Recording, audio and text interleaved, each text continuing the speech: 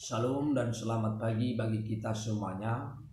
Doa dan harapan kami bahwa kita semuanya dalam keadaan baik dan terus berpengharapan kepada Tuhan dalam kehidupan kita. Saudara-saudara, firman Tuhan yang menyapa kita pada pagi hari ini diambil dari 1 Korintus 9 ayat 13. Demikian firman Tuhan. Tidak tahukah kamu bahwa mereka yang melayani dalam tempat kudus mendapat penghidupannya dari tempat kudus itu, dan bahwa mereka yang melayani mesbah mendapat bahagian mereka dari mesbah itu. Bahasa Batak dikatakan, dari potohamu akan mangula di bagas coro mangan siang coroi jala akan marhalado dilanggatani marsaulihon siani. Demikian jauh pembacaan firman Tuhan. Saudara-saudara yang terkasih di dalam Kristus Yesus, bahwa setiap pekerja pasti mendapat penghidupannya dari pekerjaannya itu, atau mendapat upah dari apa yang dikerjakannya. Dan upah adalah hasil dari sesuatu apa yang dikerjakan atau diperbuat oleh seseorang, apakah itu bersifat material atau materi.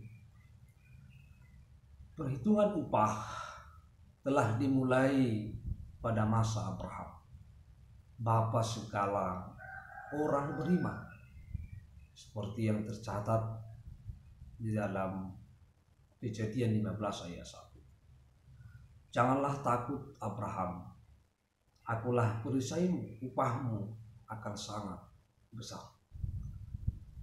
Jadi masalah upah dari setiap pekerja, bahwa ini adalah prinsip Alkitabiah. Setiap orang yang bekerja pasti mendapat upahnya dari apa yang dilakukannya dan dikerjakannya. Saudara-saudara yang terkasih dalam Kristus Yesus, bahwa kita melihat di dalam firman ini, tidak tahukah kamu bahwa mereka yang melayani dalam tempat kudus mendapat penghidupannya dari tempat kudus ini.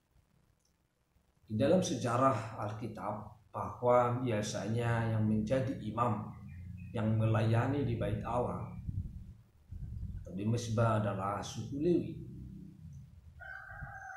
Dan suku Lewi inilah yang melayani, yang membimbing, menuntun umat Tuhan di dalam firman Tuhan, supaya umat Tuhan tetap beriman kepada Tuhan. Dan orang Lewi ini mendapat upahnya, mendapat penghidupannya dari mesbah itu di tengah-tengah pelayanannya. Oleh karena itu, bahwa wajar orang yang melayani di mesbah itu, atau orang Lewi yang melayani di mesbah itu, bahwa mereka hidup, mereka makan, karena menerima upah dari berkat-berkat Allah melalui umat Tuhan di bait Allah itu. Lalu yang selanjutnya, bahwa mereka yang melayani mesbah mendapat bagian mereka dari mesbah itu. Saudara-saudara, sebagai tugas pelayanan para nabi dalam Perjanjian Lama, aktivitas para nabi selalu berhubungan dengan mesbah.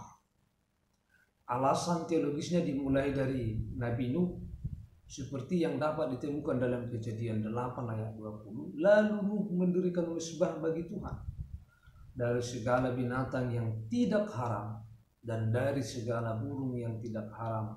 Diambilnyalah beberapa ekor, lalu ia mempersembahkan korban bakaran di atas mesbah itu. Kemudian Abraham, Ishak, Yakub, dan nabi-nabi lain. Pelayanan mesbah secara rohani sebagai pelayanan kepada pribadi-pribadi yang memiliki kehidupan yang menyembah dalam roh dan kebenaran. Bila mesbah kehidupan rohani yang kudus ini dimulai atau telah terkotori dengan kenajisan, kedagingan, pemberhalaan yang menjijikkan, seperti kisah tradisi di Gunung Karmel, maka bukan saja diperlukan suara kenabian, tapi seorang nabi yang sesungguhnya harus tampil untuk merubuhkannya dan membangun kembali misbah kehidupan rohani yang berkenan kepada Allah. Maka mulai dari zaman perjanjian lama bahwa upah itu adalah merupakan perintah Allah. Biarlah setiap orang yang bekerja, setiap orang yang melayani mendapat bagiannya, mendapat upahnya dari setiap apa yang dikerjakan, dari setiap apa yang dilayani. Karena Tuhan akan memberkati setiap orang yang bekerja dengan tulus, setiap orang yang melayani dengan tulus. Maka Tuhan akan membuka tingkap-tingkap langit untuk memberkati setiap orang yang bekerja dan melayani dengan hati yang tulus, menjadi kemuliaan bagi nama Tuhan kita. Oleh karena itu bahwa marilah kita bekerja dengan baik, maka kita akan hidup dan makan dari apa yang kita kerjakan itu. Tuhan Yesus memberkati. Shalom bagi kita semuanya.